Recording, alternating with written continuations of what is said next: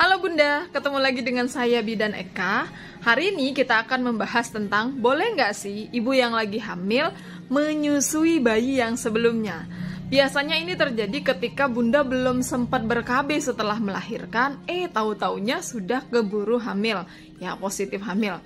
Nah, ini akan membuat rasa bersalah hadir ya, karena belum selesai masa menyusui, sudah hadir lagi kehamilan berikutnya. Ini yang membuat bundanya bingung, boleh nggak sih disusuin? Karena banyak sekali gosip di masyarakat bilang, jangan disusuin, nanti bayinya keracunan gitu ya.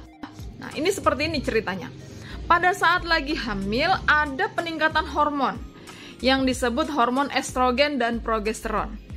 Ketika hormon progesteron bekerja, meningkat, lalu dia akan menurunkan hormon yang tugasnya memproduksi ASI, yaitu hormon prolaktin. Otomatis kerjanya akan saling bertolak belakang. Jadi ketika Bunda lagi hamil terus nyusuin, si bayi yang nyusu ini tadi akan merasakan, loh kok aneh ya, biasanya ASINya banyak, kenapa tiba-tiba berkurang gitu. Sehingga dia penasaran. Dengan rasa penasarannya ini dia akan nyedotnya lebih kuat lagi untuk mendapatkan ASI yang lebih banyak. Dengan begitu akan menghadirkan rasa nyeri karena dia ngisepnya terlalu kuat. Tujuannya sih sebenarnya kok tinggal dikit ya, ini ada apa gitu. Akhirnya nyusunya terlalu kuat sehingga sering menyebabkan luka. Luka itu akan membuat dia seringnya juga berdarah. Nah, karena berdarah dan itu dihisapnya sehingga darahnya tertelan dan terminum. Ini yang sering membuat orang bilang dia bakalan keracunan karena dia terminum darahnya. Ditandai dengan berat badan si bayi yang berkurang. Padahal jalan ceritanya sebenarnya begini, ketika hormon estrogen dan progesteron meningkat, prolaktin akan menurun.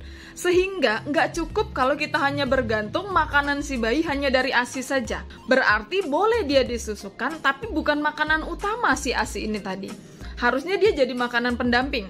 Nah, jadi makanan utamanya itu bisa dari MPASI, bisa dari susu formula gitu ya. Jadi tidak bergantung penuh pada ASINya karena udah nggak cukup lagi. Soalnya ini bertolak belakang. Nah, kemudian pada saat si anak menyusui ini tadi, dia pada saat menghisap akan merangsang hormon yang namanya hormon oksitosin. Jadi begitu isapannya terjadi, dia merangsang produksi hormon oksitosin. Lalu ketika hormon oksitosin diproduksi, tentu saja akan menghadirkan kontraksi yang tentunya akan berdampak pada bayi yang ada di dalam kandungan saat itu. Jadi, bertolak belakangnya lagi, ketika dihisap ada hormon oksitosin dan bisa merangsang terjadinya kontraksi. Kalau terjadi kontraksi, bisa terjadi dilatasi atau pelebaran mulut rahim yang mengancam terjadinya keguguran. Tapi kalau pada saat bayinya nyusu tidak terlalu banyak, dia tidak bergantung pada ASI, berarti isapannya tidak terlalu kuat. Tidak merangsang pengeluaran hormon oksitosin. Kemudian bayi tidak bergantung penuh pada ASI saja sebagai makanan pokoknya. Ini yang membuat kehamilan itu jadinya nyaman, bayi yang nyusu juga nggak terganggu. Inilah kenapa ibu yang lagi hamil boleh saja tetap menyusui bayi yang sebelumnya. Dan ini aman-aman saja. Catatannya, kalau terjadi kontraksi yang berlebihan, sebaiknya tidak diteruskan lagi menyusunya. Kalau misalkan bayinya hanya ingin bergantung pada ASI saja dan dia tidak cukup di situ, maka bayinya akan mengalami penurunan berat badan nih bagi yang si kakaknya yang sedang menyusui itu ya. Maka tidak sebaiknya dia hanya bergantung pada ASI saja. Gitu ya Bun, pada dasarnya boleh, tapi ingat kalau terjadi kontraksi berlebihan, sebaiknya bayi yang tadinya menyusu disapih saja dulu ya. Oke, terima kasih, mudah-mudahan bermanfaat. Sip.